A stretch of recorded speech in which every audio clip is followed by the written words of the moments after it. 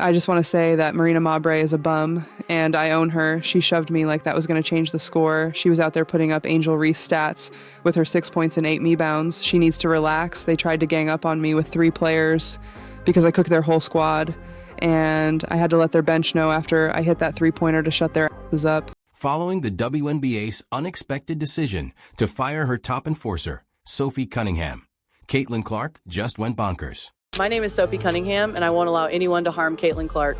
During that game, J.C. Sheldon deliberately poked Caitlin in the eye, and then Marina Mabrey pushed her down, yet the referees did nothing. I simply couldn't bear it. Seeing my teammate treated this way, I knew I had to step up and do something for her. This is a serious situation, not simply one guy being kicked out of the league.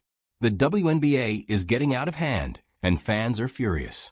Players are faster, they're better, they're bigger, they're stronger.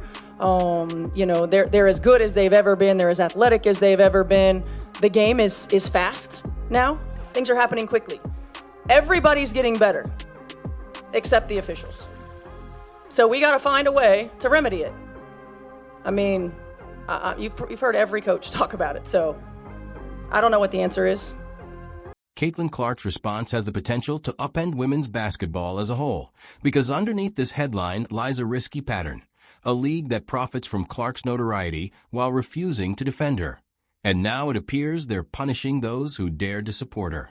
It all began with a blatant foul that shouldn't have occurred. Trash talk had been happening everywhere. Technicals, flagrants, all this stuff had been happening. And as J.C. Sheldon was running down the court for a fast break layup, Sophie Cunningham grabs her and hard fouls her. I think this was Sophie.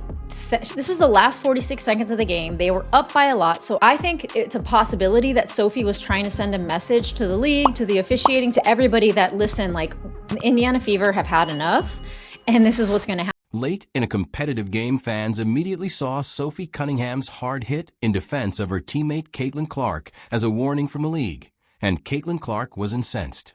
The moment set off a storm. Cunningham was quickly ejected. But this wasn't just another foul in a fierce matchup. What did you make of Sophie Cunningham's flagrant foul on JC towards the end? It was a flagrant foul. Do you think it's like defending Caitlin or defending the team, or how do you view just how it all? I view it as a flagrant foul. I'll ask about the game too. Yeah, well, I mean, you guys came for basketball. Yeah, Let's talk about basketball. Yeah. Come on now. Why Cunningham wasn't just any teammate. She was known for being one of the few players who would intervene to shield Clark from increasingly intense on-court assaults. As Caitlin's teammate, I couldn't sit idly by. I decided to take a stand. In my own way, I made J.C. Sheldon understand that anyone who hurts Caitlin would face consequences.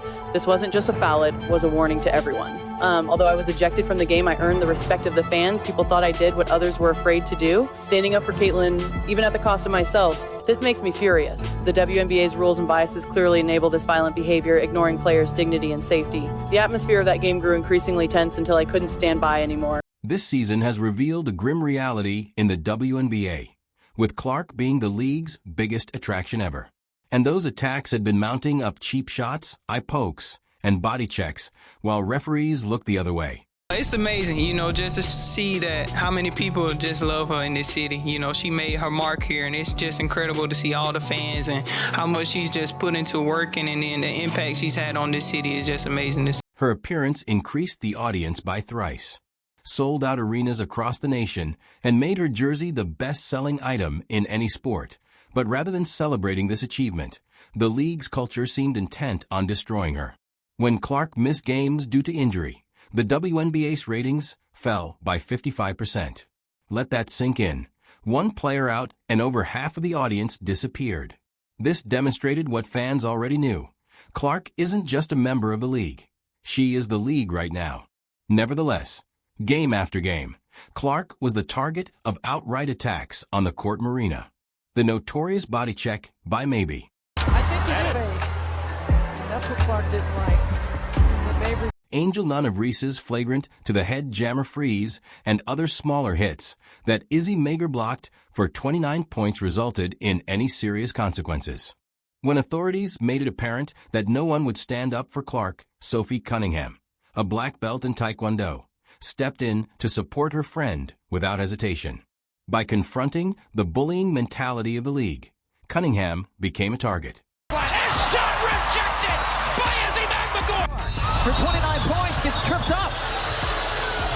Cunningham's ejection sent a terrifying message. Even Clark supporters weren't safe. The WNBA intended to quell the criticism, but instead they started a conflagration. Clark was upset not only about losing an ally, but also about the league's increasing double standard, which saw male celebrities like Larry Bird and Michael Jordan commended for their confidence and trash language. Clark was attacked for acting in a way that the league desired, her marketability and skill, but declined to provide her with the fundamental safeguards that all professional athletes are entitled to. Now, speculation is rife about whether Caitlin Clark will actually quit the WNBA. Could a rich investor or a European club entice her away? Online supporters are already urging it to leave this poisonous league. One headline reads, "Let it collapse without you." The WNBA is at a precarious crossroads, and the decision to fire Sophie Cunningham not only infuriated Caitlin Clark, but also sparked the fan base.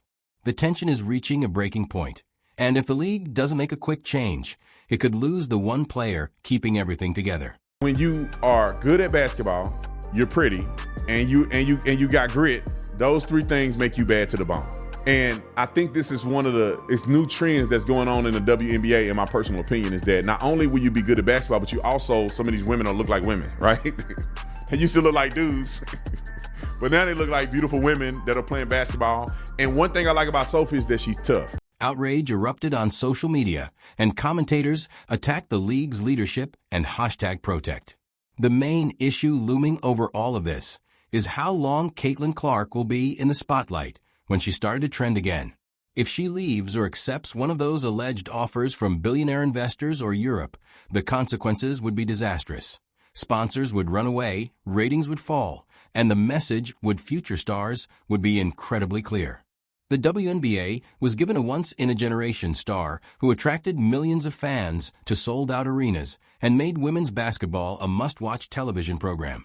But instead of safeguarding that asset, the league has allowed a toxic culture to flourish where the best player is treated more like a problem than a gift. For this reason, Caitlin Clark's rage is significant. The true question here is whether the WNBA can overcome its own self-destructive tendencies.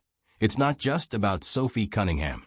Will the league finally push Caitlin Clark and its future out the door, or will it wake up and protect its star before it's too late? What are your thoughts? This time, has the WNBA gone too far?